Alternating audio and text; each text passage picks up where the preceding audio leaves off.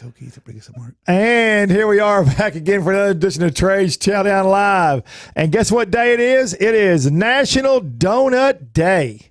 So what I did was I stopped by Hertz Donuts in Fort Worth, the new one in Brent. Have you been there yet? Yeah. Very nice. Hertz Donuts in Fort Worth and in Frisco. Just because they're one of my favorites. I enjoy Hertz Donuts, Doughboy Donuts, Hypnotic Donuts, and Denton and Dallas.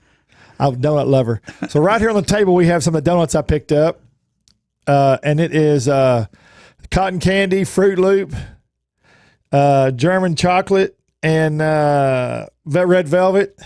All of them just look absolutely delicious. Awesome. We talked about that, didn't we? Yeah, I don't think they're going to make it through the session. You think? Yeah, I don't think they will either.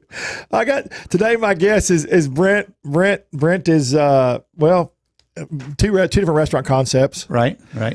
Rio Mambo and the Rim. Yes, sir. But is it the Rim or the Rim Craft Eat Drink? It's kind of like Rio Mambo Tex-Mex y Mas. Yeah. It's the Rim Craft Draft Eats. Okay. I'm trying to make the eats part of it as big as I can because I got a great chef who does a great job. Yeah, he does. And I do like that. I think that name is catchy. Good. It's not like So Gastropub or this pub or that pub. Yeah, right. It's Yes, nice. sir. Yeah. All right. So we got some hot topics we're going to talk about, and then we're going to get back with Brent and going to talk about what they got going on.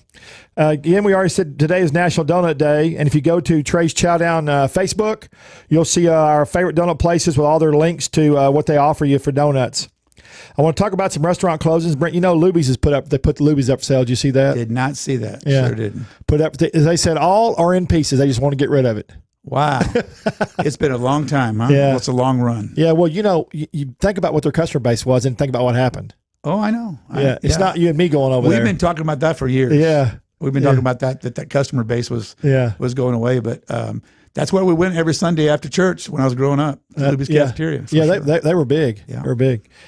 Okay, Legacy Hall is back open again in Plano, and their happy hour's back. And if you haven't been to Legacy Hall in Plano, have you been to that food park? Oh, yeah. I like it a lot. Really fun. A lot of classy. Fun. Yeah. A lot vibrant, a lot going on. I guess when they have the bands down there, up on the deck, it's a great deal. Awesome. Anyway, their happy hour starts back this weekend, so check that out. That's Legacy Hall in Plano. We have a new restaurant opened up in Dallas called Chirp's Chicken. Wow. You're going to have Nashville hot chicken. Take me to church. Take me to church. I like it. The sandwich is going to be on our post on our social media today. It's big. That's awesome. Yeah. Where's it located in Dallas? It's Greenville, 3619 right. Greenville. And then Rufus Bar and Grill opened up last month in Fort Worth. That's right. Billy Woodrich. He's doing a great job over there. And then yesterday, Little Red Wasp opened back up. Good deal. Yeah. Good deal. I'll read they have a great newsletter. Yeah, they do. Yeah, they do. Yeah, that's a good operation. I'm gonna try to mimic that because probably one of the better ones I've seen. It's a great deal. It really is. I got something to show you that can't show me called Slick Text when we get through. It's awesome. Good. Yeah. Awesome. And then here's last but not least. I got one other thing after this, but Crackle Barrel. Do you see Crackle Barrel? Beer and wine. I saw that. That's about time. Yeah, it might get a little Western up in there though, don't you think? I like it though. I like it there. That crowd drinks beer too. So. Believe it or not, they have some good dishes. I mean, they have some good dishes. I agree, 100%. They sling a lot of food out there, but they got some good dishes. They got some great biscuits too. Yeah, oh, they do. They really do. Lots of merchandise. Biscuits and gravy. I'm sorry. Yeah. And also, the last thing I want to talk about is brisket prices are coming back down. So a lot of the barbecue guys told me to mention that. Thank goodness. Yeah, the brisket prices are coming back down now, and a lot of them sucked it up. But I got to tell you this real quick. So during the heat of the brisket wars and prices are going up and scarce, my wife sees a deal for $1.16 a pound, limit 2. She sent our staff out and we bought like 10, 12 briskets per restaurant and threw them in the walk-in cooler, froze a few of them, and got us through the stretch. So my wife is she's one of my purchasing directors now.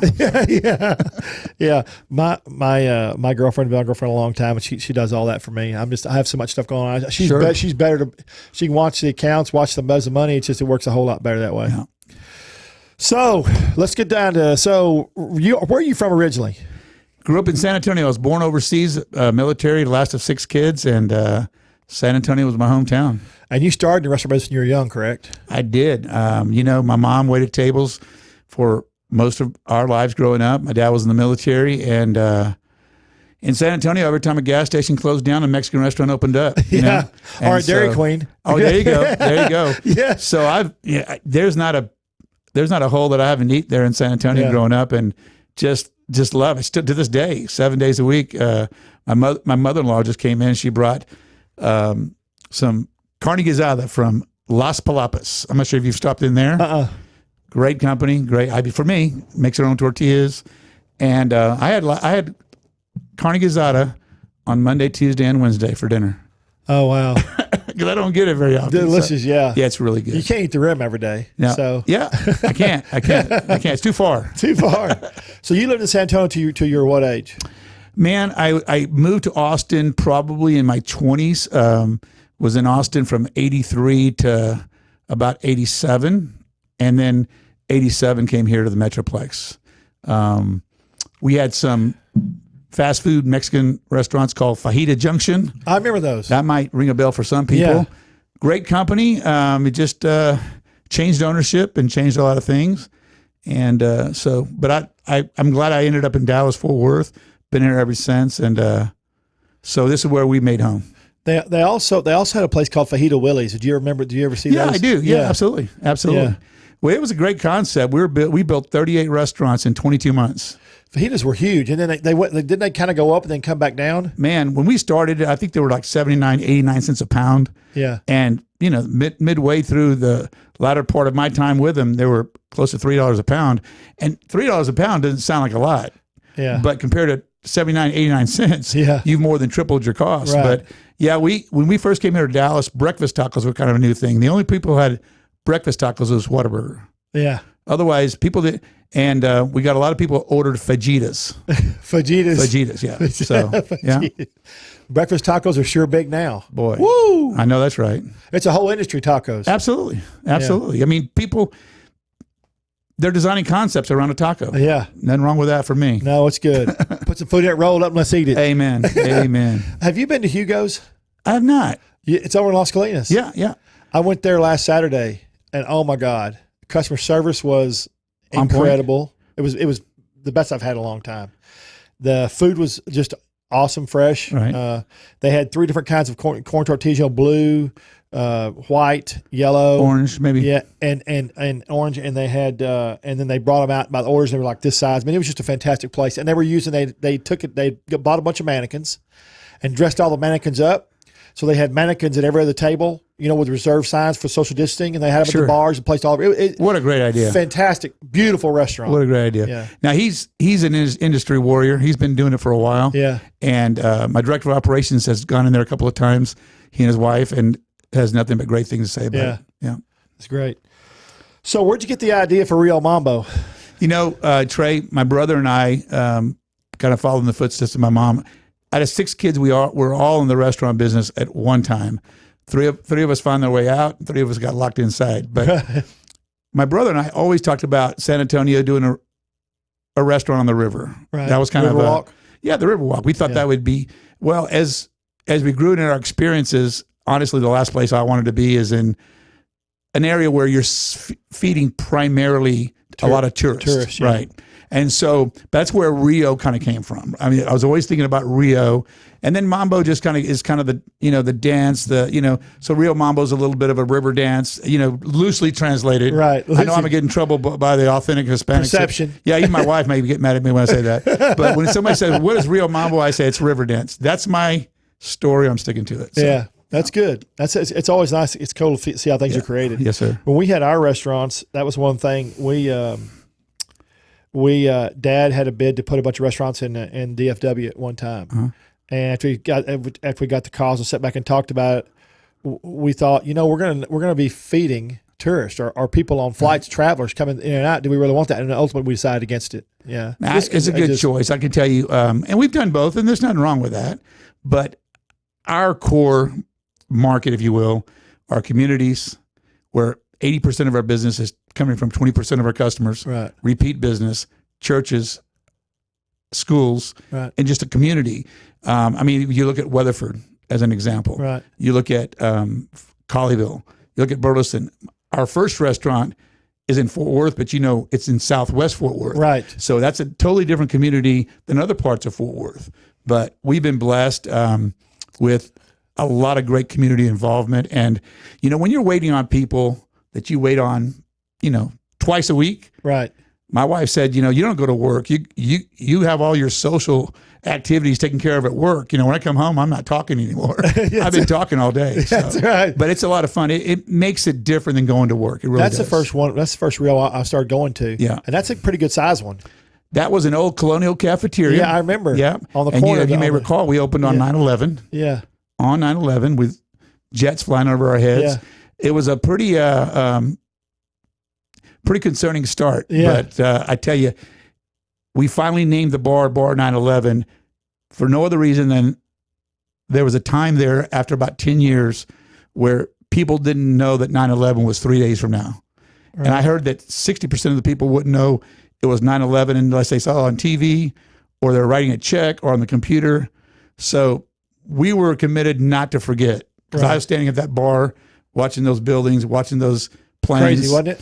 It was crazy. So, I said, I'm going to name it bar. Got a little bit of pushback, but I said, listen, we told the stories. We have the pictures of what was happening here, what was happening there. We just don't want to forget. Yeah. But that it's restaurant. It's important not to forget. No, absolutely. And so that restaurant, we remodeled 4 times. It's got, we went from 45 tables to almost 90.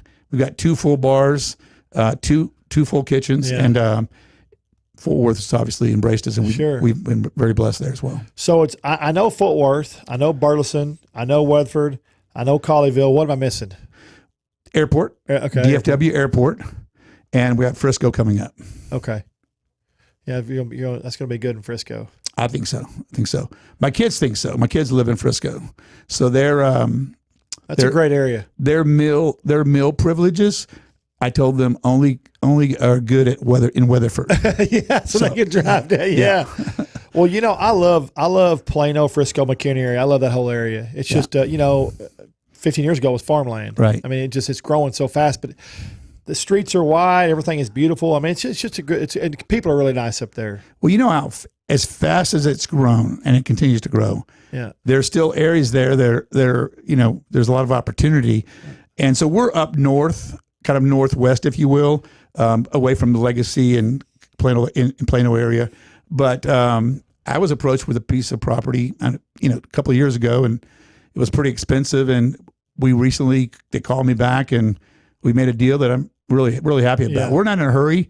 Our main focus is our operations right now, especially being able to navigate COVID-19. Right. A lot of training, a lot of retraining, a lot of reminding. We talked a little earlier about people becoming comfortable, both guests and our staff, and not to get comfortable because the changes we have made are here to stay. Sure. They're not just for now. So we're not in a hurry to get there, but we also are excited it's going to be part of the family. And you're going to do that's going to be just like now. In Burleson's a double concept. In Burleson, you've got the Rim Crafty drinks on one end, and Rio on the Mambo on the other end. Right. And you're doing the same thing in Frisco, correct? Yes, sir. We got great spot right at the corner.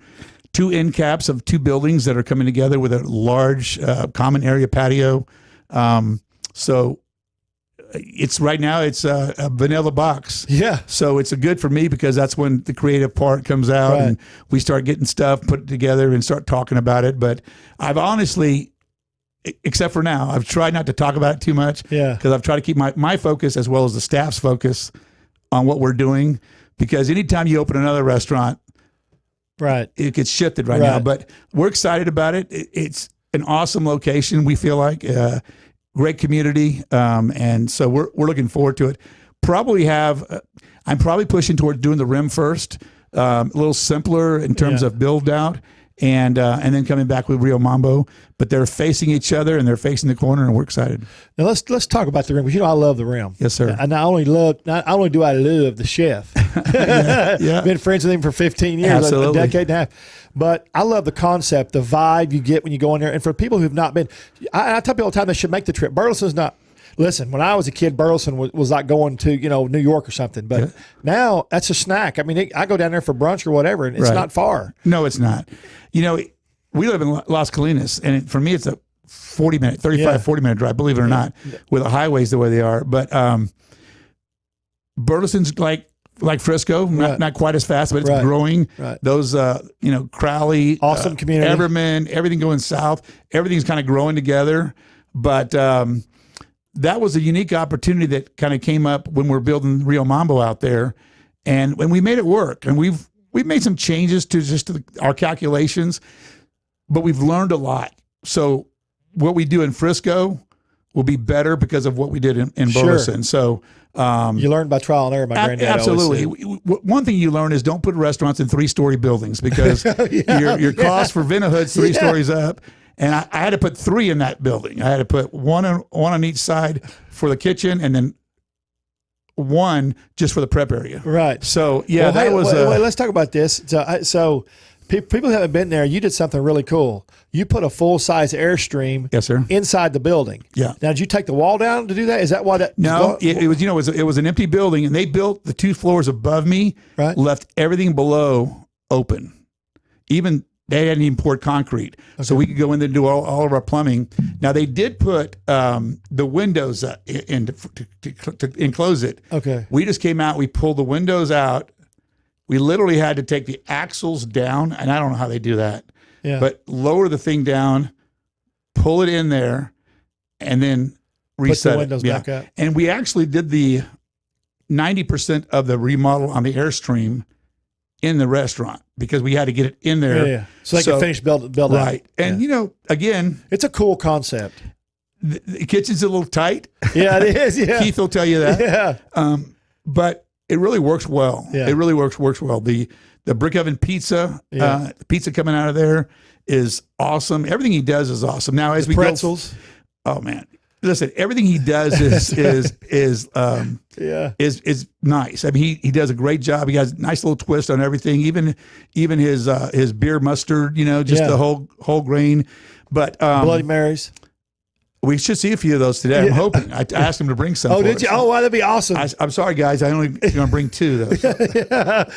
We can share. They're pretty big. Yeah, they're good. Yeah. No, but as we go forward, we got to rethink how we do that. We've got some different ways to build that Airstream. Are you going to use the Airstream again? Oh yeah, because the concept's too cool. That's it. Yeah, that's it. That's good. So, when you decide to use the Airstream, was it before everything was built, or did you come up to it after? Before they did you come up with a concept in your head before they were doing the ground up, or in the middle of it? Yeah, I'd seen been traveling and seen some different things, and everything's food truck, and I'd seen some applications with Airstreams and big food trucks, and I wanted to take that thing because I didn't want people to think that it was because we're a craft, it's just a bar. Yeah. Now our bartenders, our bar manager, our management comes up with great cocktails, and we have some great beer, but I'm always accent on food. Yeah. So I wanted to take the whole food court concept, the food truck concept, but put it inside. It's just too hot in Texas to keep it outside. Oh yeah. So we have it built in the front where all the doors open up out front, and so we can do it certainly on an outside basis. And as we evolve, we're creating more outside eating areas. And that's why Frisco's kind of exciting because of the opportunities to do some other things that we didn't think of first. But as a concept grows, you find more things. You find things you want to change, or things you want to add or take away. It just depends on that. That's a good thing about the first concept. Right. It's why it's a pilot. Well, my biggest challenge is keeping our menu focused, keeping it fresh, keeping it new. Rio Mambo, when we started in 2001, I'm not going to tell you how many items we had on it, but I promise you now we probably have double the size of our menu, which becomes obviously problematic. Right, it does. But when I add something, maybe we do a New Year's Eve and we add some new features and guests like them, so we adopt them on the menu. Sure. We're not dropping anything off. So next thing you know, you have this 8-page menu, which is a little bulky, as you well know. Yeah. Our idea is to keep it really simple and lean and just change it out seasonally, not seasons 52 necessarily, but introduce new items through features, drop some things off, add some things. But we want to keep it simple. We really do want to keep it, about 25 to 30 items on the menu, and I think we're probably past that already. So, yeah. My granddad always had a theory, and Dad always had a theory in the restaurants: KISS. Keep it simple, stupid. That Amen. way, Amen. I mean, it was just easy, and it was. And easy I know to it. facilitate I know everything. it. I know it. I say it. Then I don't do it. It's Yeah. unbelievable. Well, you want to please those customers. Yeah, absolutely. It's important to make those customers happy, right? Well, then I'm also having to, with Keith. Yeah. Keith's always got something new going on. Yeah, he does. So let's talk about just real quick, and I don't like giving a whole lot of spotlight. I know COVID's the new norm. Mm-hmm. I just hate the media's harped on it so bad, and I know it's a serious deal, but it's also serious that we have to run the economy. People have to open their business and run them and take care of people. So just for a little bit, let's talk about y'all made some changes when this deal happened. You and I talked. I called everybody on the phone all week long. Called you several times. And I talked about the people who are going to make it, the ones who are going to be able to adapt and change really quick. Right. And you did that. Right. You did to go. And I drove to Burleson to check out your model and saw the parking lot. Man, you had cones, all everything, signs, flags. Tell everybody a little bit about what you did. Well, we found out on Tuesday before we had to close down on Thursday, and so everything I was doing, all the things we were working on, stopped.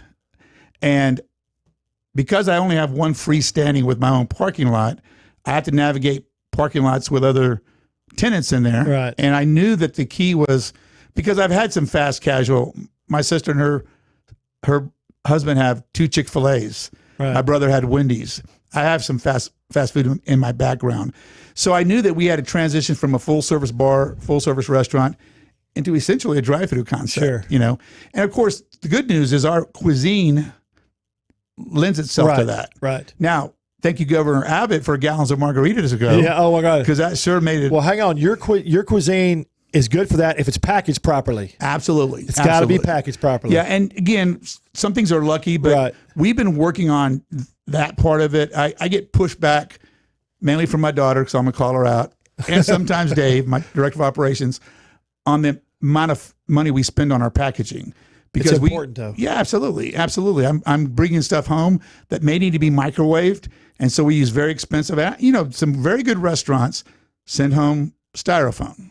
Yeah, and I just can't. I haven't gotten there yet. I wouldn't do it either. I'm just really trying to fight. Yeah. Listen, costs are going up. I get it, but sometimes the cost of doing business, especially takeout. So I watch other concepts. I take food to go from a lot of restaurants, and take different ideas from different people. Right. But we take that very nice microwavable container, we saran wrap the whole thing. So A, it stays hot, but B, it doesn't fall out in your car. Right. So there's a lot of things that happen with to go that we've been studying for 3 years. Just really focused on having the right containers and what does hot food to hot food, cold food, and just all those elements. So yeah, if you don't put your time and attention to that, then you can do all the delivery you want to, but it'll eventually go away because you're not delivering a good product. You know what? If you're sitting in a restaurant, the first thing is presentation. Right. Second thing is smell. Third thing is taste. Right. That's why I perceive food. And if they're not in the restaurant and they're taking it home, well, by God, the presentation and the food better be good when they get it home. If not, they're not going to come back. They're going to base their whole entire feelings and their whole entire mental attitude about how they feel about your restaurant on that one dish when they open at their house. Right. And it needs to be right. Well, I mentioned to you when we went to the curbside that we were really very fortunate. We had handheld tablets in order to go straight out to the guest. Right. And I really pushed them to take that car just like it was a table. We take the food out on a tray. We have the bags below it. We have the food on top of it. That way I'm bagging it right in front of you. So you see it. And the last thing I say is, listen, if it's not hot enough, here's some reheating instructions, because it's not hard to take nachos or quesadillas, pop them in the oven and crisp them over for about 10 minutes. Bam. Yeah. And now some people are just ready to eat. I get it. Yeah. But me, if I bring somebody else's food home, I'm going to retemp it and get it hot, get it. Right. If it needs to be crispy, I'll do that stuff. So we show them how to do it on the oven. We show them how to do it in a microwave, and we tell them how to do it on a flat top. But if they don't want to do any of those things, we try our very best to get it to you warm. So I think the ones who are focused on the packaging piece and then the execution, I fought to go parking only for a long time. You know, I didn't want to put a to-go person in front of a regular guest. Right. Very simple. Right. But I think I may have mentioned to you about 3 years ago, I realized for me to be right, everyone else has to be wrong. Right. Because so many different concepts. We're not only doing it, but doing it well. I had several experiences where I thought, you know, this is really good. Yeah. I can see this being very convenient. And again, I'm being waited on. They don't have to get out of my car. Right. And so we have taken that to the next level in terms of our parking, in terms of our handhelds, in terms of our packaging. But, you know, we are looking at this. I said to my staff that this is the biggest change in our industry since delivering pizzas came on board in the 70s. And I was in some pizza places in the 70s. I was too. And I ran as fast as I could. I did not want to deliver. But listen, it's here, you know, whether it's delivery or curbside. And our goal at Rio Mambo and the Rim is for you to be able to eat inside, outside, or take it to go with you and have the same quality experience. Yeah. And that's what our challenge is. It is a challenge because sometimes we get busy taking the tray out, but I want you to take that tray out and show you everything I'm putting into it. And again, we get busy. Everybody does. That's just the online service, and I'm going to re-apologize to the guests for Cinco de Mayo, but the online service on Cinco de Mayo, I think we had one restaurant have 58 online orders come in 1 hour. Now, that's just online orders. Yeah. That's not the call-in orders. Right. That's not the patio. Right. That's not anything else. It's just 52, and the tickets go to the floor. Yeah. So we've had to tweak it a little bit. We definitely are working on it at all times. Well, to make a change like you made, it takes dedication, persistence, and the training. And if you do those three things, like we've talked about that, and like we talked about a while ago, after about a month, you get into repetitions, and people will do it. I mean, but the employees had to be convinced first. That was a big thing, right? I don't want to overstate this, but Angelica out at Weatherford, Luis at City View, Marcia at Colleyville, and Alex at Burleson, of course, Dave and Kate out at the Rim. These guys took the challenge, and that's what it was. Listen, we've got a new business format. And we need it now. We need to do it now, and we need to get good at it. You know, so we had 2 or 3 conference calls every day. We certainly had them in the morning. We had them after lunch, and sometimes, you know, depending on did you have to tweak everything, figure out what worked, what didn't work, and tweak it? Absolutely. And you know, we get comments from guests, and we're watching them. My daughter and I, we're watching them. We're responding. So sometimes after a dinner rush, we had a conference call before they went home. And those weren't always real popular, right? But they were real helpful, right? You know, and as much as we were giving them, they were giving back. So if something happened over here, that they could share that before it happens over here, it gave us an advantage. So the guys really took it as a challenge, and they've done it. We changed the entire way we do scheduling, you know, in terms of the formats and the analytics part of it, which we provide them, so they can see exactly what they're doing and how many people they need, and building teams. So honestly, it's been fun. It's been a challenge, but you know, the fact is, whether it's COVID, what it's inevitable. It's here. And I've always said, it doesn't really matter what happens in life. It's what happens next. Right. And we're in charge of what happens next. That's right. We are. So that's been a I think you just got to be safe, be aware, and take care of yourself and others, and be polite. I think, you know. Think about it. You know, the things we're doing now. Should have been doing. We should always be doing. These are things these aren't new things. Wash your hands, man. Exactly. You know, and so we did talk about that again yesterday. Yeah. People getting a little comfortable. Yeah. Say, you're sanitizing. Great. I watch them. They're sanitizing. How often are you actually washing them, though? Yeah. So we said every 30 minutes, stop. And listen, I take other people's ideas. I listen, I watch. Right. And John Bunnell, I'm listening to stuff he's doing and different people are putting in place. And, you know, I don't have to be the author of the idea to utilize it. Right. But, you know, just every 30 minutes, stop what you're doing on the half hour. Every 30 minutes, stop and wash your hands. So all those things are things we should be doing anyway. And, you know, we talk a lot about the difference between cleaning and sanitizing. Right. And so big difference. Yeah. For the first time in 43 years, I brought Surf Pro in. This is not an advertisement for, but I brought them. They came in last night, and I said, I want you to sanitize this entire kitchen, storerooms, walking from top to bottom. They used a big smoke bomb that they put out. It has chemicals and sanitizes everything. And I'm willing to do whatever it takes now, and I want my staff to do that. We're doing temperature checking. I was just fixing to say. I was just fixing that was before we get into the chefs is here. I was just fixing to say because that impressed me that you've changed your policy and you take temperature of everybody that comes in. Yep. If they go home, you write it. They write it on the schedule, correct? Right, So what we talked about. Right. And then if there's something a little iffy, you retake it again in 30 minutes. Yeah. And so it's all recorded. So that you're doing. Everything. That's a great idea. Yeah. So we have the log. We just keep it from week to week to week. Now I was talking to a healthcare professional, explaining to her the things we're doing and asking her what else based on these things. And she had some really good ideas. What you and I talked about earlier about staff getting comfortable. Right. She said, you need to start asking 3 questions. And one of them is, have you been around anyone who has tested? Do you know anybody who's been around or knows somebody who's been tested? And have you been places where people are that you don't know? Right.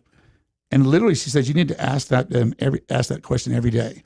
Now, whether or not they give you the correct answer, minimally what you're doing is you're programming in their mind that you can't become comfortable and go over an apartment here, go to a place here where you don't know people because you may be doing all the right things.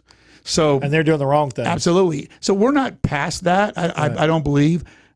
Obviously, I have my opinion on the way it's been stated in the media, but we're certainly not past that, where you've got to really know who you're around. Right. And so you have to be aware. Absolutely. It's just be awareness. aware, be smart, and be safe. I mean, it's just that simple. Yes, sir. Okay, so you got some of the chefs here. We're going to bring one in one Awesome. by one. Let's see, your chef Rio Mambo.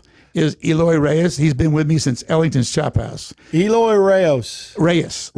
He can do an enchilada sauce as good as any kind of what am I trying to say, Bernaise, or he can do any kind of sauce. He worked with, you remember, you still know the chef at oh gosh, I'm hit a blank.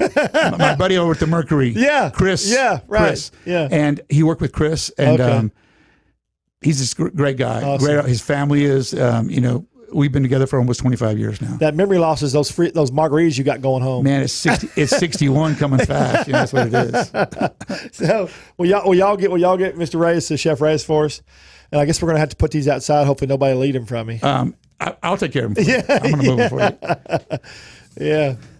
Okay, I'm going to get out of the way. This is all right. The real professionals coming in now. I'm going to get out of the way. All right, buddy.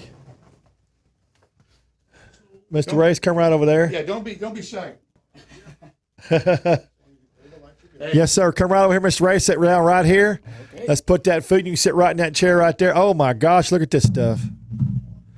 Look at this right here. How you doing today? Good. How are you? Good. Thanks for coming in. Go and sit down right there real quick. So you've been with me and Rio Mambo for a while. Yeah. Since they started. Yep. Long time. Long time. Almost 19 years. Put that mic up a little closer to you there where you can just pull it away. There you go. Perfect. That's a long time, isn't it? Yes. It's long, so long time. What'd you bring in here today? That brings the cacerola, breakfast cacerola. That looks so good. Yeah, there's a brisket and they have a chicken fajita cacerola. That's brisket and it's got cheese. They have cheese. Let me see that right there. Eggs. Oops. And the avocado on top. Wow, that looks absolutely delicious. They come with the Mexican potatoes. Is this served every day? Yes, but the most famous to serve it with the weekends. Weekends. Yes, sir. Big on brunch. The weekend brunch. What's your favorite thing at Rio Mambo? Your favorite dish that you like the most? My favorite dishes. And it's hard. Is it hard? Y'all sell a lot of fajitas? Yes, a lot of fajitas, nachos, quesadillas. Yeah. I love fajitas. Yep, everything. Fajitas are just hard to beat. Yeah. Go through a lot of tortillas, don't you? A lot. This just like I've never had this. It looks absolutely wonderful. I've just got my eye on it here. It just looks. I mean, that's just delicious looking. Yeah, I can't wait to try that after we get through. Yeah. So is Keith here? Yes. Awesome. So we got Keith from the Rim. Can you grab Keith for me? Sure. I appreciate that. Thanks for coming in, brother. Thank you so much.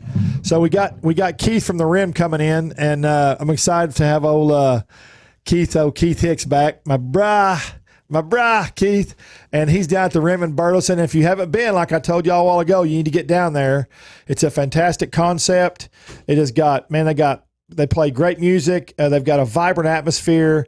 They've got guitars all over the walls. They've got a really cool bar area, restaurant area with that stream, that Airstream in there. It is absolutely just a fantastic place. And you need to get down there if you can. So one of the things I want to talk about before Keith gets in here real quick is y'all get sent stuff all the time, and I got sent this Whickers hot mesquite smoked jalapeno jelly. Ron, can you get a picture of that right there? They can see it right there, somewhat. It's called Whickers, and it's made here in Texas. It's locally and handmade, and you can go to Whickers.com and check it out. But it's jalapeno smoked jelly dressing, and it's WhickersTexas.com. That's Whickers, WICKERS, Texas.com. I just tried it yesterday. I got in the mail, and it was absolutely fantastic. Just check it out, WhickersTexas.com. And y'all really like that. It's really neat stuff. I love supporting local. Everybody knows that. Where's my boy here? There he is. I see you. Come on over here, man. What's up, Big Trey? Come on over. I saw you. Woo! What we got here? This is that Fred Flintstone Oh my God! with those braised Brussels sprouts, Grab corn chowder. Grab that right there and just sit down in that chair right there. I think I can do that. Oh boy, I bet you can. Breakfast just got bloody. Yeah, I did. Look at this. Look at that, Ron. Can you see that? Woo! Oh my gosh! Look at this Bloody Mary. Now y'all serve these at the Rim. Look at that. Look at we that. do serve that. That's that ultimate Bloody Mary, and it don't get no bloodier than that. Man, that is awesome, Keith. Isn't that crazy? Crazy cool. What's up, baby? How you doing, man? Good, man. You looking nice and sexy today. Try to, it's Trey Day, so I got to look good. It's the Trey Day, you know. This is what's up. Look at this. Look at this big old beef rib, boy. Yabba dabba do. Yeah, Flintstone. Fred Flintstone is in the house. Boy, that is awesome. Look at that thing, man. Good gosh. Ooh. So now I know I posted this. Y'all won my Bloody Mary deal. I did it from Article, North Texas. Yes, we did. That? And I know I've seen a lot of people posting about them now. I've seen a lot of people going down there. I see people from Aledo going down there, people from Arlington going down there. Oh, yeah. And I mean, when we get that order, it's like, spinning around like the Temptations, I know. Because that's a lot of stuff that goes on top. You know what I mean? Is. So it's very cool, though, when we get them. So much love. So every time I get one of those, it's like, Trey, thank you. Thank you. I watched you make one day, and I couldn't believe all the stuff that you put in there. So let's go through real quick. That Bloody Mary's got it's got shrimp. Okay, it's got grilled Cajun dusted shrimp. It's got 2 pieces of chicken. Is that your dust? I'm the dustiest. I am the dusty. Yeah, so it is. It's our little dust that we got. Okay. And it's got the andouille sausage.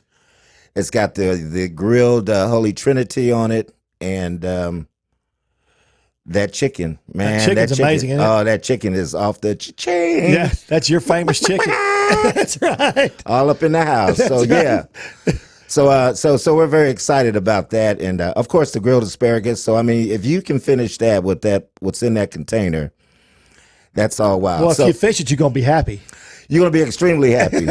So just to let you know, now the canister, that's an extended version. Right. So on my way up here, this one of the truckers was in front of me, and I promise I was not on my phone. He just hit the brakes. I had to hit my brake, and that mason jar said, smash, shola, crash and burn. Down goes Frazier. That's right. And so, luckily I had that canister right there. So that is the extended version. I don't know. We might have to put an extended version on there, Brent. I love that. I love that. Yeah. That's awesome. I love the mug too. That's my video I did, but I love that. Yeah. I thought this was something new you're bringing me. Well, See? Well, you know what that is? We didn't put something into existence. You know what you did? You created something new out of desperation, baby. Out of desperation. We made it happen, baby. Creativity in the house today. Right. Hey. Today. You're not a celebrity chef because you're sitting at home on the porch all day, Keith. I had to come up with something on the way to Trey's show. I had to come up with something. On the fly. And here it is. That's right. Thank you for pumping those brakes. Yeah, that's right. Yeah, were you pissed? Yeah. Oh, okay. Yeah. It was that cha-ching that you don't want to hear. Oh, you heard it break, didn't you? Oh man, yeah. I was just like, oh Lord, and the shots were upside down. But anyway, and the shots came out all right. So we sacrifices we do. And that's awesome. Here it is. So anything else exciting going on? Do y'all have some new stuff coming in down there? We do. We Brent and I are going through a new menu and making some minor changes and adding some stuff on. Awesome. So hopefully that'll be taking place here pretty shortly. And just coming back around from this COVID, the whole COVID thing, man. It's been wild. I know. I talked to you the day after, and of course I came down to see you. We were talking. Of course, we were 6 feet apart. Didn't want to offend anybody. But that was everybody was freaking out and had to change. And y'all, I got to go from you a couple times. It was always good. I had them chickens. Yeah, you did. Yeah, you did. Those turkey fried chickens, as we called them. Yeah. And the crazy part about it, man, it was just like it was almost like a restaurant form of PTSD. Yeah. Because, showing up to work every day, going with the food and heating it up and then not having tickets and not wondering what's going on. It's just like a ghost town, man. It was very, very, very strange, very weird. There were certain parts of places I could drive through because, I stay on the road pretty much the whole time and talking to people and watching what's going on. It was like ghost towns. It's like when you see a movie and you see like a nuclear bomb or something supposedly goes off. Yeah. Kept looking for Charlton Heston. Yeah, or like Chernobyl, the whole town was just like gone. Yeah, for sure. Yeah, I mean, that's just kind of what everybody was just locked in. And for the most part, everybody did a pretty good job with that. They did. Yeah. They did. Well, Keith, I really appreciate it, man. Are you going to hang around a minute so I can talk to you when I get through? Yeah, for sure, brother, for sure. All righty. Will y'all get Brent back in here so we can finish his show out? He gonna come back Big in. Daddy President Brent Johnson. That's right. To the front stage, please. I love that shirt you got on, bro. Yeah, cat. Hey, baby, it's all about America, man. It is. It's all about America, baby. It is. One love. It is about America. One love. All right, brother. Sure is. All right. Thank Peace. you. Thank you, buddy. All right, cat. There he is. Hey. Go, Keith. Tearing the studio up. Can you believe? I absolutely love this. I absolutely love this Bloody Mary. Huh? I love this Bloody Mary deal here. Yeah, he asked me if I wanted to put shots in it. I said 2. Dude, Yeah. that is awesome. We need to get a good crew in here and break this stuff off. Oh, you don't worry about it. I'm going to have some in a minute. I do want to, while you're taking a drink, congratulate. Is it which part of your production crew has COVID restroom duties?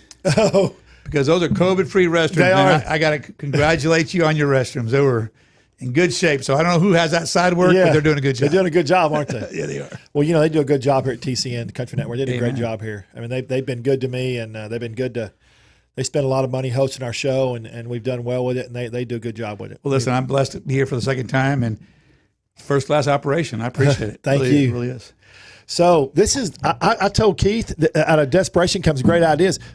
I love that idea. The carafe? I love that idea. Did he have that with him, or did he go run and buy it real quick? No, yeah, we had one. We have carafes in there as well, so he had to throw that together. I guess he told you about the broken glasses. Yeah, that was. But we had funny. to show the breakfast Bloody Mary. It's a hit and it's a great item. Oh, and it can be shared. So yeah, well, and the funny thing is, I told you, I did my Bloody Mary deal last year, and I'm going to share that again this next week because it just started getting traction whenever COVID happened. But sure. But I know I saw a lot of people. I get people tag me. They go stuff, and I saw people from Arlington, from Aledo, from Weatherford that drove all the way to Burleson to get that. Right. So I know it's a hit because it's a fantastic product. It is. Yeah. And this Flintstone here, I know. My wife and I split it. And we still don't finish it. It's really good. I want to know one thing. Has anybody ever said at the restaurant, do you know of what's Flintstone? Has anybody said what's Flintstone, do you think? Man, if they did, I hope somebody slapped them. That's all I'm saying. That's all I'm saying. They've remade the movies and everything, but I mean, it is, yeah. Man, if you don't know who Fred Flintstone is, I mean, even the younger generation's got to know who Fred Flintstone is. Yeah. That guy's a classic. So, no, we haven't, to my knowledge, no. We say the Flintstone bone, and they know exactly what we're talking about. I always love that. You know, at the very beginning, Right. Yeah, when it tips the put car on his over. That's what we want to do with the the curbside guests. We want to put one on the edge and tip over a car. You know what you ought to do? You ought to have just one fake one made for each rim, Right. and just have it there. And then, or you go out and just carry it out like it's or wrap it up in a piece of real butcher paper, Yeah. and they won't have any idea what they are. But I have to get that little tray that goes to your window, right? Yeah. Hangs on your window. The Sonic. I used to call them Sonic trays right. or car hop trays. That's right. Yeah, listen, those are good ideas. I love those old ideas. Yeah. You know. I So- still go to carbs every once in a while. I like them. I mean, Yeah. I sit there and eat. As you know, Sonic doesn't have a bad. Sonic went through a bad. They almost went broke. And Yeah, I think they disappeared in San Antonio when we were growing Yeah. up. They've come back. Yeah, they have. They've come back But I strong. will agree. They've done a really good job. And they've got a great product. I love their food. They got breakfast. It's a good deal. Yes, sir. All right. So what do you got? So besides Frisco, what else y'all got on tap? Anything else? Anything big on tap? The evolution of the rim. Besides the expansion and continued working on especially with this new revenue stream and the new focus on takeout and delivery online. The rim is actually it can be a full-time deal for me. I get pulled back every once in a while. My wife and kids will say, "Hey, you have this other restaurant over here," but I'm blessed. I told you my general managers. You met Eloy. These guys are first-class people. They're part of our family. But the evolution of the rim, listen, Rio Mambo didn't happen the first 2, 3, 4, 5 years. It's a constant evolution. Right. I believe like your house, you're constantly decorating, you're adding stuff, you're pulling stuff.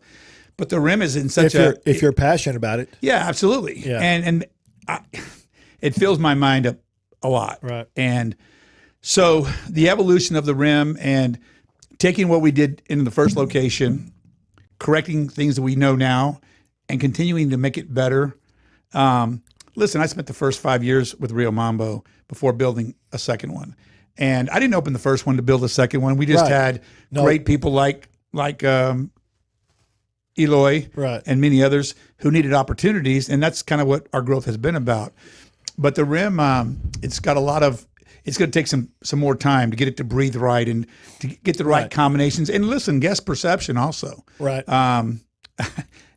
The name, the rim, my brother-in-law said, "Why'd you call it the rim?" I said, "Man, I can give you any story you want because I've got 4 or 5 stories on that." And I said, "But at the end of the day, we're trying to build a name brand recognition, which doesn't happen overnight." Right. And so Keith and Kate and Dave are doing an awesome job. We got a really solid team down there after it's been 2 years now. Right. I don't know how that happened, but we opened on May 2nd, 2018, and here we are in June of 19 and 2020. I'm a year behind, but the evolution of that concept and tweaking that has been a big part of my time and efforts. So, well, if you want to, unless it's a big corporation trying to has an ideal trying to put a new concept out there, right?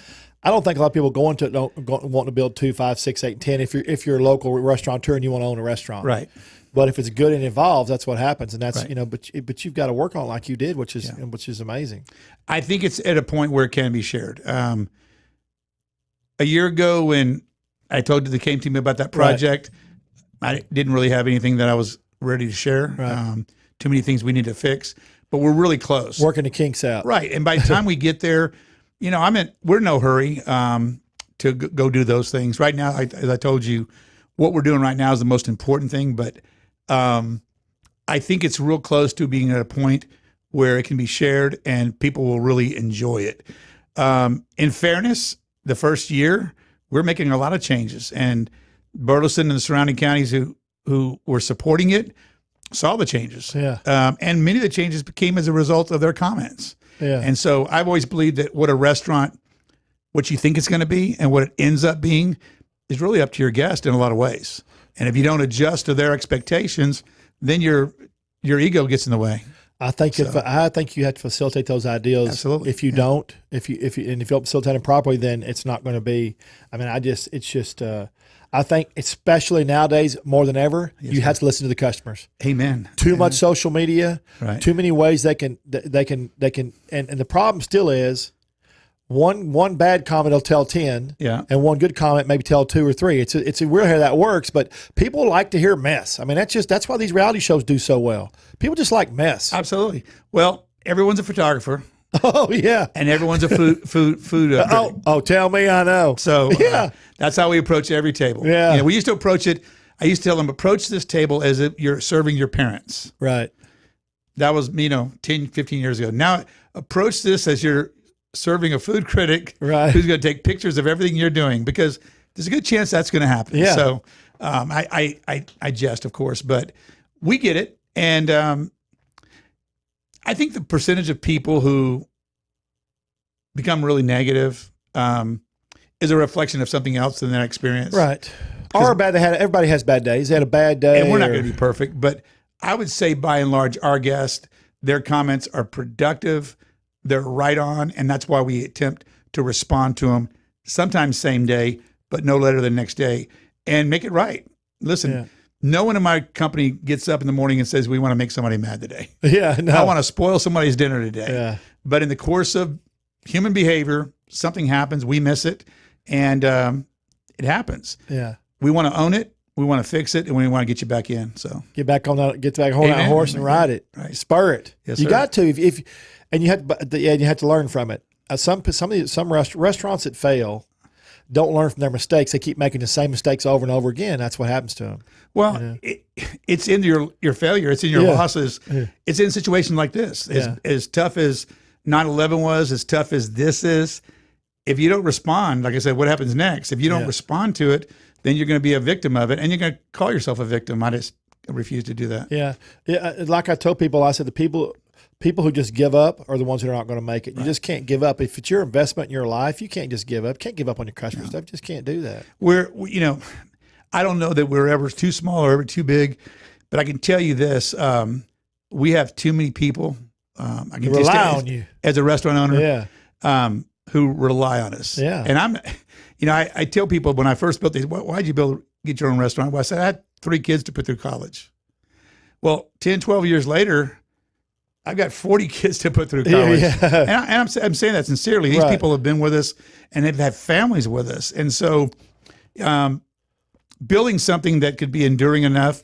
And I hope that one day each one of the key people who've been with me will own certainly a percentage, if not Right. all.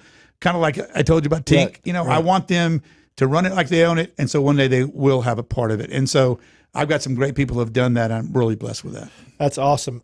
So let's tell everybody before you have to wind the show down here. Websites, Real Mambo, what is it? www.riomambo.com. RealMambo.com. And then it's therimrestaurant.com. TheRimRestaurant.com. Yeah, not plural, just one restaurant. Restaurant. The Rim Restaurant and RealMambo.com. That's correct. And of course, also you're all over Facebook. Sure. Are y'all on Instagram? We are. On Instagram, Twitter. I don't tweet too much because yeah. there's a guy that I know pretty well, that we all know pretty well, who tweets a little too much. Yeah. So I'm going to stay off Twitter. I've seen what happens with that. Yeah.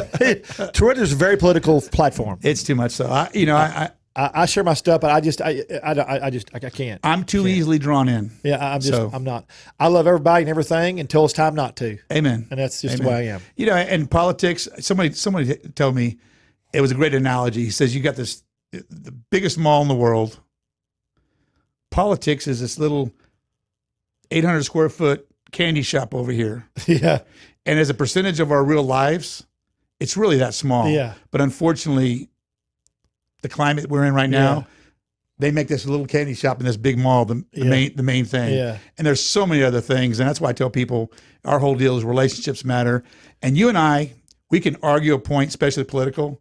But at the end of the day, dude, my relationship with you is more important than what a philosophical difference. Right. Because it just, and I can get as passionate as the next guy. But after that, it's over. For me, it's over. Yeah. I like doing this. I like doing this. I like that a little bit too. I do. Sometimes too much. And that's it. That's all. That's what we love doing. Yeah. Passionate. Absolutely. Passion. Burn it. That's what drives my show, baby. Amen. All right, guys. Well, next week I got Chef John Teaser, celebrated top chef, celebrity chef. He's got restaurants now in Orlando and Laguna Beach. I mean, he's just cranking. Awesome. Cranking. Good for him. Got 4 here in the Metroplex now. He's coming next week. We're gonna have an action-packed show. If you're trying to get a hold of any of our food reviews or anything, it's Trey'sChowdown.com. I tell everybody all the time, that's Trey with an E, because all the sexy Treys are born with an E and not an A. It's not this Trey. Oh, yeah. No, it's not. What is his name again? His name is, we just named him. Luigi. Luigi, yeah. Marcelo and Yeah. They can't Mario. hear you. They can't hear you in Yeah, there. Mario and Marcelo. This is their second cousin who's Yeah. been really underestimated. Great guy. Hey, can you bring my can you ask him to bring my gift in for him too, please, real quick? Wow, a gift. Yeah, oh, he's major. So Brent brought me this today for the studio, which is great. Everybody can see his little chef right here. It's today's menu. Today's menu is Trey. That's what today's menu is. This is from the rim. Thank you. To your set. Oh, there we go. There we. How did you know I wasn't wearing socks today? See the side of it? Other side? Yeah, no. No, the other side of it? Oh, I love it. Yeah. All right. Therapy. All right, y'all. I want y'all to be sure, and you got to go to the Rim and Burleson if you hadn't been. You just got to go to the Rim and Burleson, and this show is gonna play over and over again for a year. But I want y'all to go to the Rim and Burleson, go to Rio Mambo. That brunch dish looked awesome. Man, the casserola. Oh, gosh. gosh. I haven't finished one. Oh my You gosh. can tell I can eat, but I can't finish one of those. Oh, It's Lord. really good, great flavor. He's done a great job. Awesome. Go try the Bloody Mary at the Rim and Burleson. Same time, same bat channel next week. Go to Trey'sChowdownLive.com. Thanks, guys.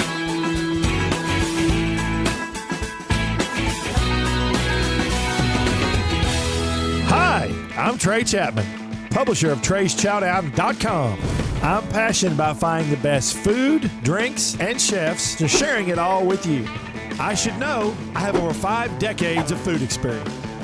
Find me on any podcast platform, Facebook Live, or just Google me. Now you can watch and listen to all my great finds every week on my live TV and radio podcast at Trey's Chowdown Live.